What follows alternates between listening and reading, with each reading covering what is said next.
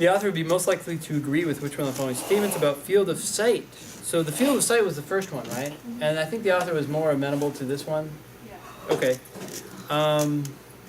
B, this explanation does not depend on the false premise that images in mirrors have three-dimensional properties. Oh, this comes from The second paragraph. second paragraph. Yeah, this is what you pointed out, Logan, before, right? 22.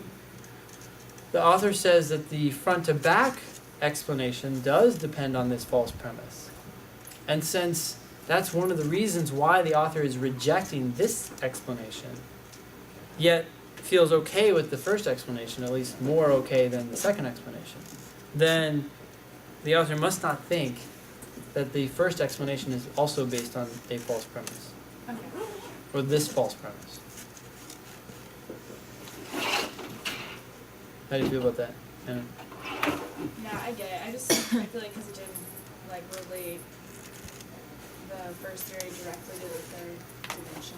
Yeah, it was really talking. Oh, I see. Well, this false premise was eventually related to it as you go through the third paragraph, because the third paragraph talks about the dimensions, 3 dimensions, and it's all building off of what we were talking about earlier. So these are all connected.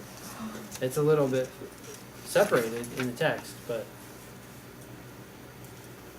what is the false premise exactly?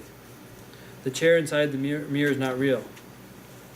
Yet the explanation treats it as though it were real and three-dimensional as the original story. Actually, it does start talking about it right there. But the paragraph after that explains it a little bit further. Mm-hmm.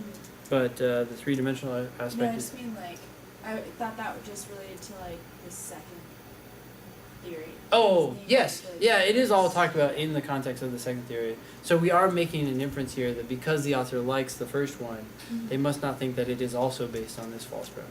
Yeah. Okay.